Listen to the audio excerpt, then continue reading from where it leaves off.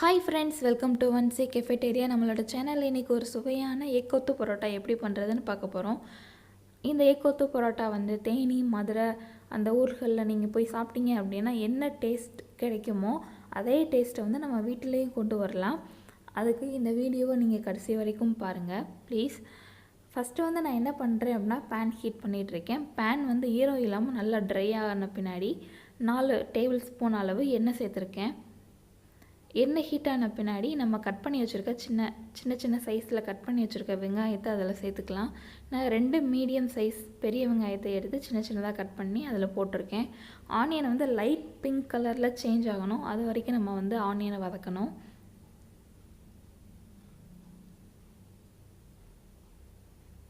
இந்த கொத்து பரோட்டா பண்ணுறதுக்கு நான் வந்து 5 பரோட்டா எடுத்திருக்கேன். இந்த 5 பரோட்டா வந்து நல்லா சாப்பிட்றவங்களா இருந்தாங்கன்னா 4 பேர் சாப்பிட்லாம்.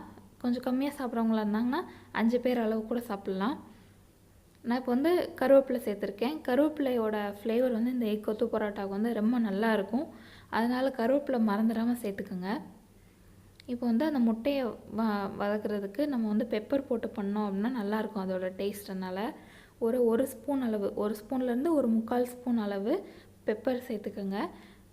கொத்து பரோட்டா பண்ணுறதுக்குன்னு தனியாக ஒரு கிரேவி பண்ணணும். அந்த கிரேவி வந்து நம்மளோட சேனலில் எக்கு குருமா எப்படி பண்ணுறதுன்னு நான் என்னோடய சேனலில் நான் போட்டிருப்பேன். அந்த வீடியோ பார்த்தீங்க அப்படின்னா அதே டைப்பில் இருக்கிற கிரேவி தான் நான் பண்ணியிருக்கேன். இப்போ வந்து நான் சின்ன சைஸ் தக்காளி எடுத்திருந்தேன், அதை வந்து சின்னதாக கட் பண்ணி அதில் சேர்த்துருக்கேன். தக்காளி வந்து வேகமாக வதங்கணும் அப்படின்னா கொஞ்சம் உப்பு சேர்த்து வதக்கலாம், வேகமாக வதங்கிடும். ஒரு 1/2 ஸ்பூன் அளவு நான் உப்பு சேர்த்துருக்கேன். சேர்த்து தக்காளி வந்து நல்லா வதக்கணும்.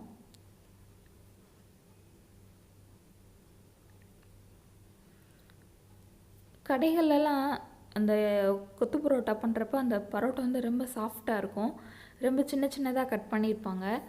அந்த அளவுக்கு நம்ம வீட்டில் வந்து அந்த மாதிரி தோசைக்கல்லாம் இருக்காது.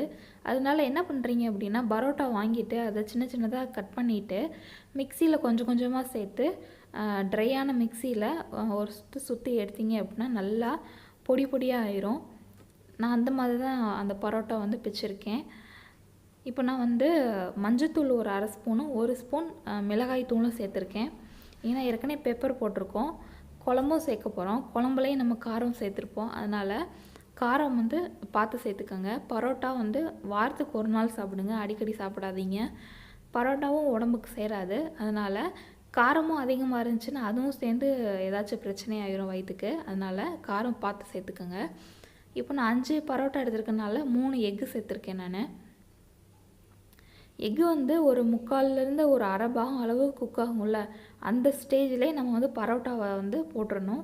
அப்போ தான் அது வந்து நல்லா பரோட்டாவோட மிக்ஸ் ஆகி நல்லா கிடைக்கும்.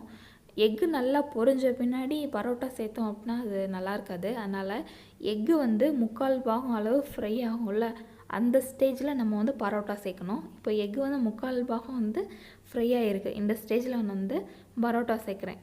பரோட்டா பாருங்கள் சின்னதாக இருக்கா. நான் என்ன பண்ணேன் அப்படின்னா சின்னதாக கட் பண்ணிவிட்டு மிக்சியில் கொஞ்சமாக சேர்த்து ஒரு சுற்றி எடுத்தேன் ட்ரையான மிக்சியில். அதனால தான் இந்த அளவு சின்னதாக நமக்கு பீசஸாக கிடச்சிருக்கு. கடைகளில் வந்து பெரிய தோசைக்கல் இருக்கும், அதனால் அவங்க கரண்டி வச்சு நல்லா கொத்தி சின்னதாக நல்லா சாஃப்டாக கொண்டு தருவாங்க. நம்ம வந்து வீட்டில் பண்ணுறப்ப மிக்சி யூஸ் பண்ணி பண்ணால் எக்ஸாக்ட் அந்த கடையில் கிடைக்கிற மாதிரியே நமக்கு கிடைக்கும். இப்போ ஃபுல் பரோட்டாவையும் அதில் நான் சேர்த்து அந்த எக்கோட நல்லா மிக்ஸ் பண்ணியாச்சு. ஃப்ளேம் ஆஃப் பண்ணிவிட்டு நான் வந்து ஒரு கிரேவி பண்ணேன்னு சொன்னேன், அந்த கிரேவியை அதில் மிக்ஸ் பண்ணியாச்சு. நம்மளோட கொத்து பரோட்டா, சுவையான கொத்து பரோட்டா ரெடி ஆயிடுச்சு. இந்த சேனல் பிடிச்சிருந்துச்சு அப்படின்னா அந்த சேனலை சப்ஸ்கிரைப் பண்ணுங்கள்.